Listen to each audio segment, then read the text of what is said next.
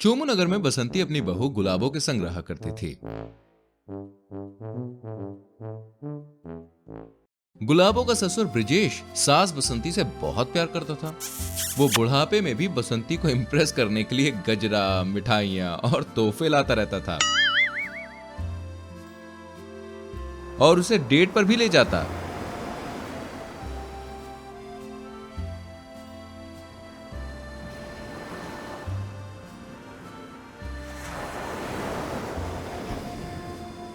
और वहीं बहू गुलाबो और उसका पति संजू। गुलाबो जरा इतर गिरा दो, गुलाबो जरा गंध फैला दो, ये लो ताजे ताजे गुलाब के फूल मेरी गुलाबो के लिए, आई लव यू।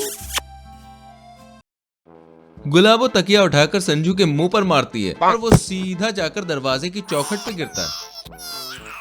अरे यार, मुझे मारकर विधवा बनना चाहती हो क्या? तुम एक नंबर के बेवकूफ हो। तुम्हें अगर लव स्कूल में भी डाल दो ना तो तुम्हें मुझे इम्प्रेस करना नहीं आएगा। अरे ससुर जी से कुछ सीखो। इतनी अधेड़ उम्र में भी उनके अंदर का जवान आशिक अब तक जिंदा है। अरे गुलाबो, तुम ऐसे क्यों कह रही हो यार? गुलाबो संजू को धक्का मारकर कमरे से बाहर जाती है। ब्रिजेश और बसंती दोनों एक दूसरे से भरपूर प्रेम करते थे। ब्रिजेश गिटार बजाते हुए बसंती को खुश करता है। धड़कनों में तेरे गीत है मिले हुए, क्या कहूं कि शर्म से है लब सिले हुए, और देखा एक ख्वाब तो ये सिलसिले हुए। हाय, आप तो एकदम अमिताभ बच्चन की तरह हैंडसम लग रहे हो। थैंक यू जाने मन, I love you. I love you too Brajesh ji. सब कुछ अच्छा चल रहा होता है, लेकिन एक दिन कहीं से लौटते समय ब्रिजेश का कार एक्सीडेंट हो जाता है और उसमें उसकी याददाश्त चली जाती है और उसे कुछ भी याद नहीं रहता और वो बहुत ही शांत शांत रहने लगता है। और ये सब बसंती, गुलाबो और संजू से देखा नहीं जाता। देखा ना गुलाबो बहू, तेरे ससुर जी को कुछ याद ही नहीं रहा। ये तो मुझे पहचानते भी नहीं हैं अभी। दूर से ही मेरी शक्ल देखकर कंबल ओढ़ लेते हैं। मैं बहुत सैड फील करती हूँ गुलाबो, मेरे दिल के टुकड़े टुकड़े हो गए हैं।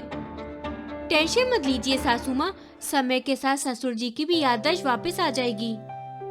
मुझे लगता है कि हमें डॉक्टर के पास जाना चाहिए और उनसे पूछना चाहिए कि दवाइयों के अलावा और कौन सा तरीका है जिससे पापा की याददाश्त फिर से वापस लौट आए।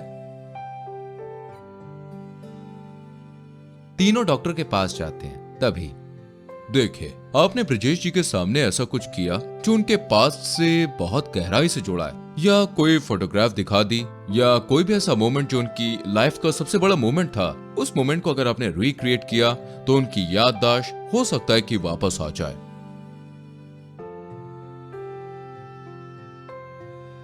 माय डियर सासू माँ, ऐसा कौन सा पल था आपका और ससुर जी का जो लाइफ में बहुत यादगार हो?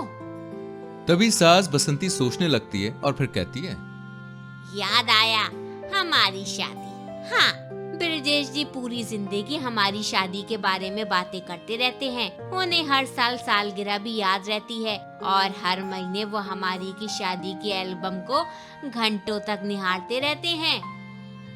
तो इसका मतलब अब हम आपकी शादी का पल रिक्रिएट करेंगे? मेरे खुराफाती दिमाग में एक धांसू आइडिया आया है। अब होगी मेरी सास की शादी। सास की शादी? क्या तुम्हारा दिमाग धरती पर है या किसी और ग्रह पे चला गया है? नहीं, धरती पर ही है। सासू माँ की शादी होगी, लेकिन वो भी नाटक वाली। हम एक किराए का बुढ़ा दूल्हा लेंगे और सासू माँ की शादी करवाएंगे। शादी का डेकोरेशन, सासू माँ और किराए के दूल्हे के कपड़े, सब कुछ सेम टू सेम वैसे ही होगा जैसे 50 साल पहले सासू माँ और ससुर जी की शादी हुई थी। अरे वाह गुलाबो बहू, वो सारे सेम टू सेम नजारे और सेम टू सेम शादी देखकर शायद ब्रजेश जी को सब याद आ जाए। इसके बाद तीनों किराए का बूढ़ा दूल्हा लेते हैं और डिट्टो वैसे ही डेकोरेशन और तामझाम किया जाता है जैसे 50 साल पहले बसंती और ब्रिजेश की शादी में हुआ था। गुलाबा अपनी सास की शादी कराती है और वीडियो रिकॉर्ड करके ब्रिजेश को भेजती है और उस वीडियो को देखकर ब्रिजेश की जो याददाश्त है वो वापस आ जाती है। मेरी बसंती सिर्फ मेरी है, मैं उसे किसी और का नहीं होने दूंगा। I am coming my love. Brijesh branded bike पर सवार होकर फुल हीरो टाइप शादी के मंडप में जाता है।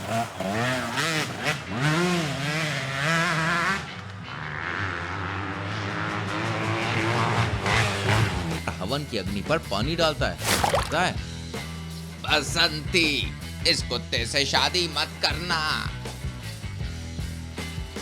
ब्रिजेश उस किराए के बूढ़े दूल्हे को मुक्के पे मुक्के बरसाकर उसकी खूब पिटाई करता है और फिर वो खुद बसंती के साथ 7 फेरे पूरे करके उसकी मांग में सिंदूर भरता है। फाइनली हमारा प्लान काम कर गया। हमारे ससुर जी और उनकी याददाश्त is back. I love you Basanti. I love you too Brajesh ji. और इस तरह से बहू का जो आइडिया था सास की शादी कराने का वो हो जाता है सक्सेसफुल और ससुर और सास का मिलन आखिरकार हो ही जाता है।